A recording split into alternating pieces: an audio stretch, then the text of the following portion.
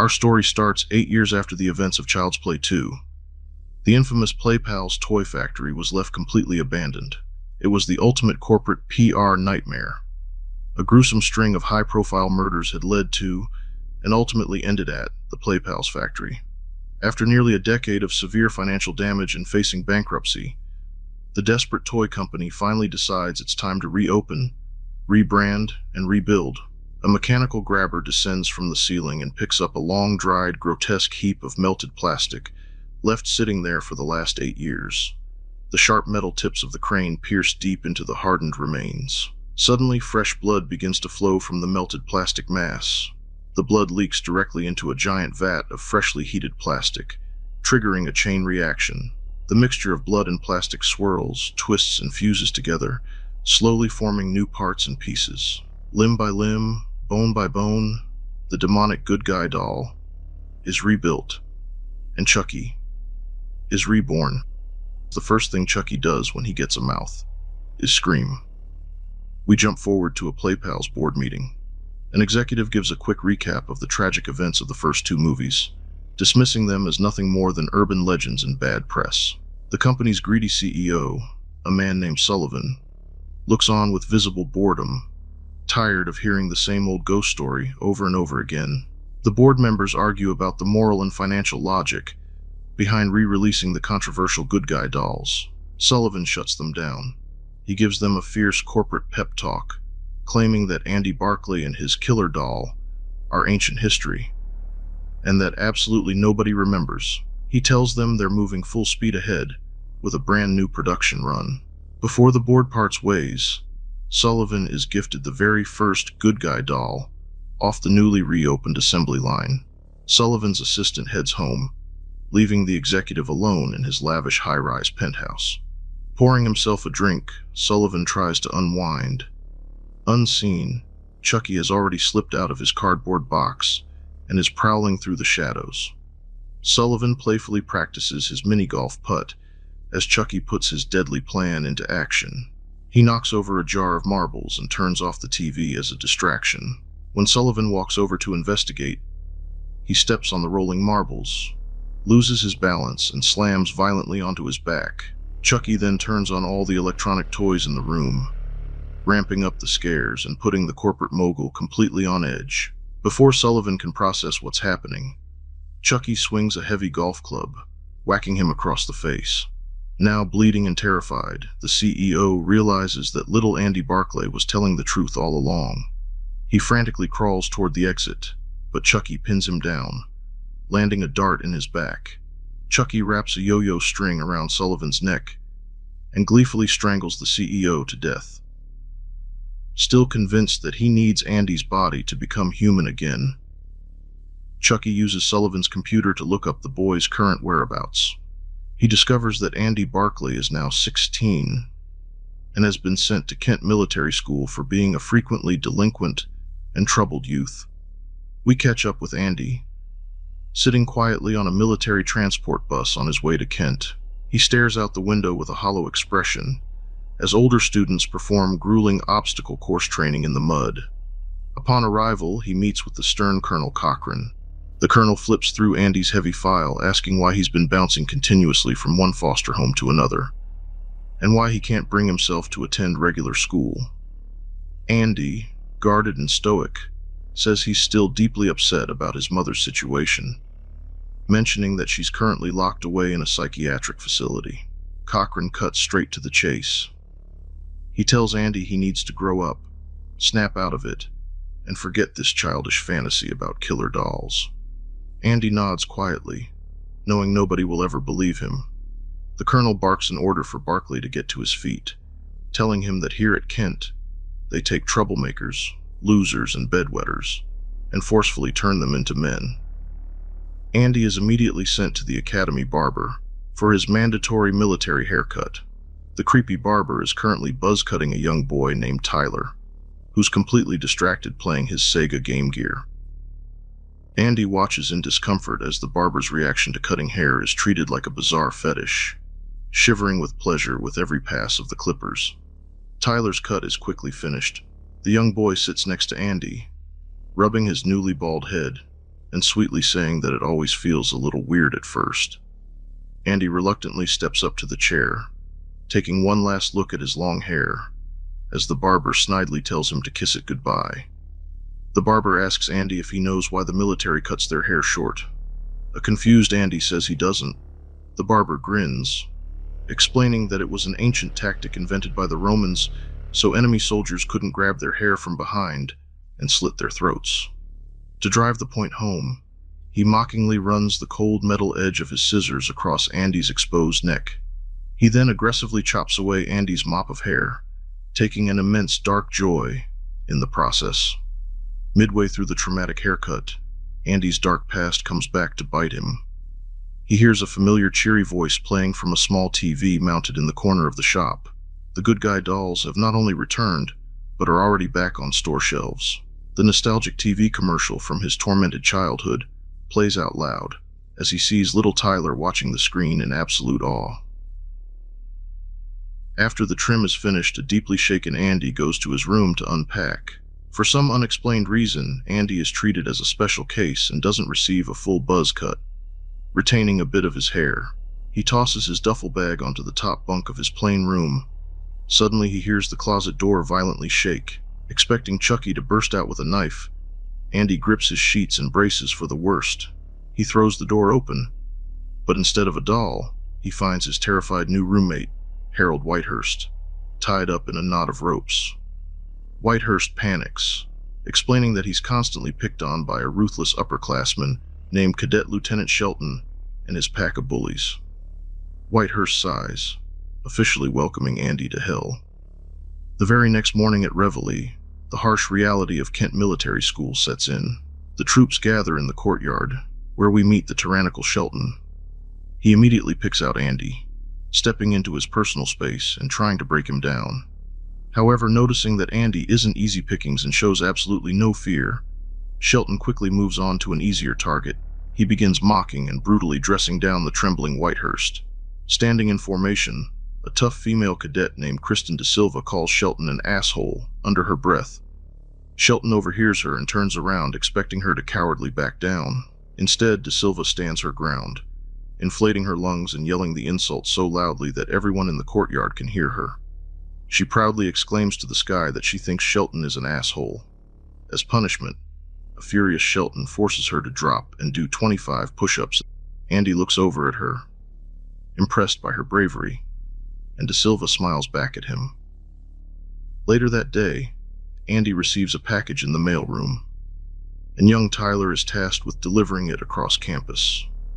The older kids push, shove, and mock Tyler along the way, laughing as he struggles to carry the large cardboard box down the crowded hallways. At the top of a steep concrete staircase, a bully intentionally bumps into Tyler, causing the package to slip from his grip and tumble down the steps. Tyler hurries down to retrieve it and notices that the cardboard packaging has completely torn open.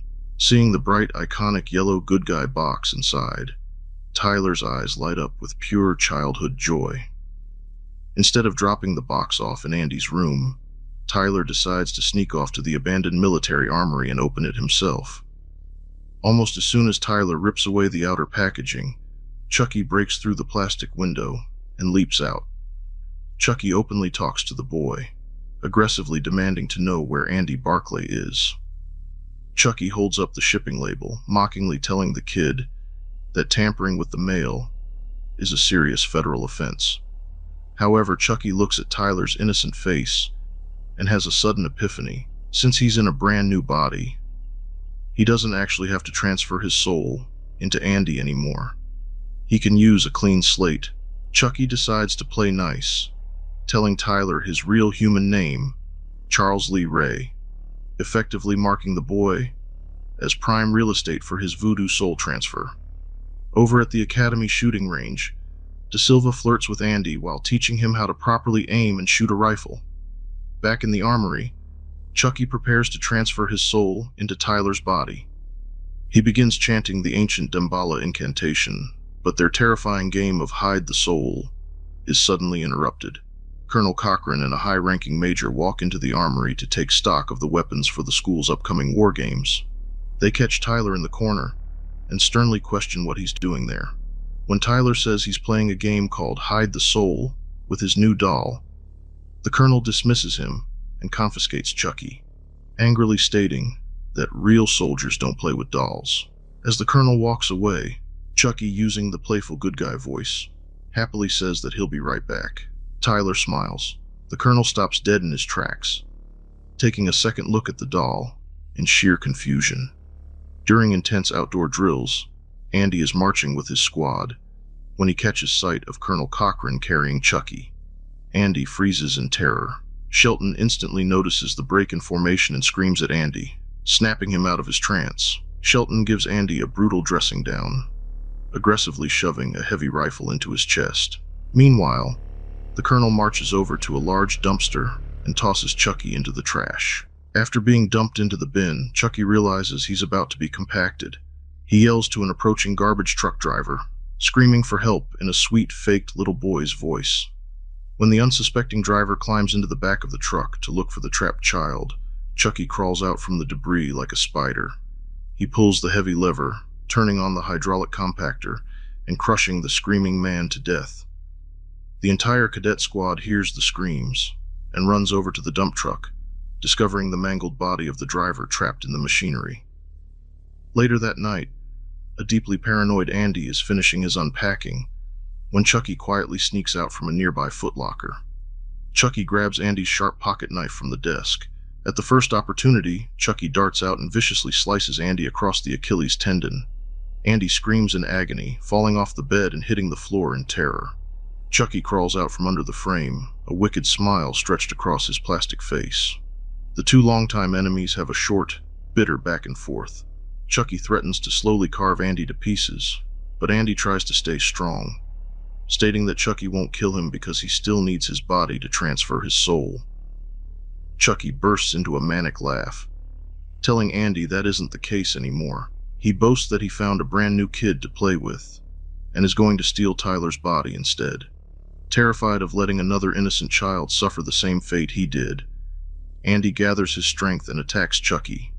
During their chaotic scuffle, the bedroom door flies open. Shelton walks in, catching Andy holding the doll. Shelton looks at him with disgust, mocking Andy for playing with a doll like a toddler. He confiscates Chucky, arrogantly deciding to keep the doll in his own quarters as punishment. Desperate to save Tyler, Andy sneaks into Shelton's room later that night to steal Chucky back. Suddenly, Shelton wakes up and catches Andy creeping around in the dark. Infuriated, Shelton forces the entire barracks into the freezing courtyard for a midnight disciplinary lineup. While Shelton is busy screaming at the cadets, Chucky sneaks into Colonel Cochran's private office. When the Colonel walks in, Chucky leaps from the shadows wielding a razor-sharp hunting knife. The sheer shock of seeing a living killer doll causes the Colonel to suffer a massive, fatal heart attack. He collapses onto the floor, dead. The next morning, the school is thrown into mourning, and the cruel Shelton is temporarily placed in charge of the upcoming war games. Meanwhile, the school is split into two teams, the red team and the blue team. Chucky secretly infiltrates the armory before the teams head out.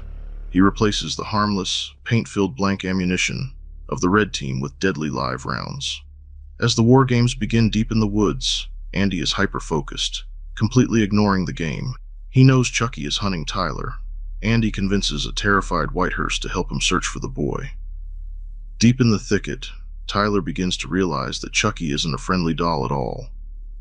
When Chucky tries to force him to sit still for the voodoo ritual, Tyler panics, draws a pocket knife, stabs Chucky in the arm, and runs into the foggy woods. Chucky screams in rage, vowing to hunt the boy down. As Tyler flees, he runs right into a blue team squad, right in the middle of Sheldon actively interrogating Andy, thinking this is all still a part of their war games, and that Andy is likely a spy for the red team. Sheldon gleefully apprehends Tyler, thinking he'd gotten two birds with one stone. He laughs as they try to explain the situation. Suddenly, Chucky emerges from the shadows behind them. A barrage of live bullets tears through the air. Shelton is caught directly in the crossfire, hit multiple times in the chest, and falls stone dead. Panic erupts as the cadets realize they're in a real firefight against a foot-tall demon. In the chaotic shootout, Chucky lobs a live grenade into the middle of the cadets. Seeing his friends about to be blown to pieces, Whitehurst finds sudden, ultimate military bravery. He throws his entire body on top of the grenade. It detonates beneath him, killing Whitehurst instantly, but saving Andy, De Silva, and Tyler from the blast. Amid the smoke and crying cadets, Chucky darts out of the bushes, grabbing Tyler at knife point. He forces the boy out of the woods and toward a nearby off-campus carnival. Andy and a wounded De Silva manage to pull themselves out of the dirt. After bandaging her up, Andy promises to end this once and for all. Deeper into the ride, things come to a head.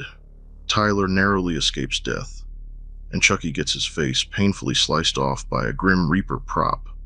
The gruesome sight causes Tyler to panic. He hops on a gargoyle to ride it to the top of a Skull Mountain prop, with Chucky unknowingly hitching a ride on the bottom.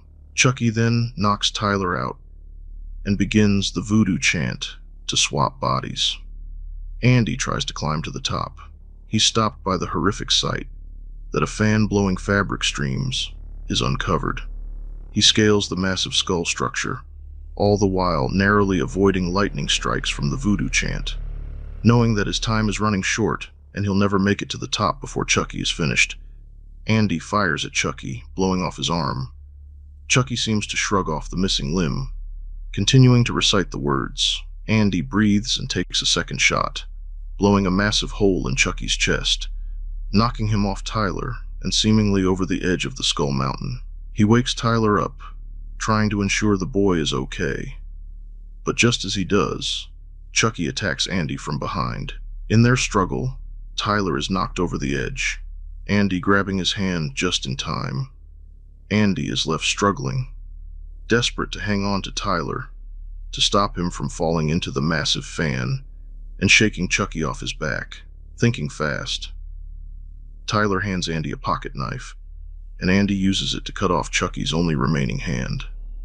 Andy then shrugs Chucky off his shoulder, and he tumbles past Tyler and falling directly into the large industrial fan. The blades chop Chucky into a bloody and gory mess. Andy and Tyler breathe a sigh of relief as the nightmare appears to be over once again. Andy is put into the back of a police car. He stares out the window into the darkness, wondering if it's really over this time, as the screen fades to black. When it comes to the third Child's Play movie, it has a very interesting backstory. For starters, Universal basically rushed Don Mancini into making it. Universal was already pushing for a third movie while the second one was still in theaters. Mancini was asked to start writing before Part 2 had even fully released. As a result, Child's Play 3 hit theaters only about 9 months after Part 2. Mancini has since said it was his least favorite of the original movies because he felt he simply hadn't had enough time to come up with a good story. Alex Vincent, who was the original Andy, had to return to school, and according to Alex himself, the production company wouldn't allow any delays to accommodate his schedule. So, Mancini had to think on his feet. The only option was for them to jump ahead and recast. That's why Justin Whalin became Andy for this one and only time. One of Mancini's early ideas was to have multiple good guy dolls, all possessed by the soul of Charles Lee Ray. The original concept was that when the good guy dolls were being manufactured, Charles Lee Ray's blood would somehow get mixed into the plastic, meaning multiple dolls could contain a piece of his soul. But due to budget limitations from Universal, the idea was killed. Ironically, Mancini eventually got to use the multiple Chucky concept 16 years later in Cult of Chucky, and eventually expanded on the idea even further in the much-loved Chucky series. The success of Child's Play 2, along with a few issues on set, led the team to implement a few upgrades to both Chucky's puppet and movements, which is why Chucky himself looks and moves a bit differently in this movie than he did in the two others prior. Honestly, I think I'm with Don Mancini on this, being the least entertaining of the original 3 movies. But he and the filming crew did the best they could, even under the extreme time and funding crunch. And believe it or not, I, and many other fans, actually believed that Chucky was dead, because there was a long 7-year gap until Bride of Chucky was released. The main reason was Universal went from extremely hot to extremely cold on the franchise. Maybe it was the executives doing cocaine, or maybe they didn't want to take responsibility for rushing a product out the door. But either way, it was music to Mancini's ears, because he was getting tired of the same formula from each of the 3 movies. He wanted to make something new, and being a fan of the horror classic Bride of Frankenstein, he knew he wanted to do a spin on it for the next Chucky movie. The funny thing is, I'm actually making this video because on August 30th, this movie is going to be a whopping 35 years old. And as you might have noticed, I skipped a lot in this recap. I did that because YouTube has really been on my channel lately. But that's all I've got for you in this one. I want to say thank you for watching, and a special thank you to our channel members. Take care, stay safe, and have a great rest of your week, and we'll see you in the next one.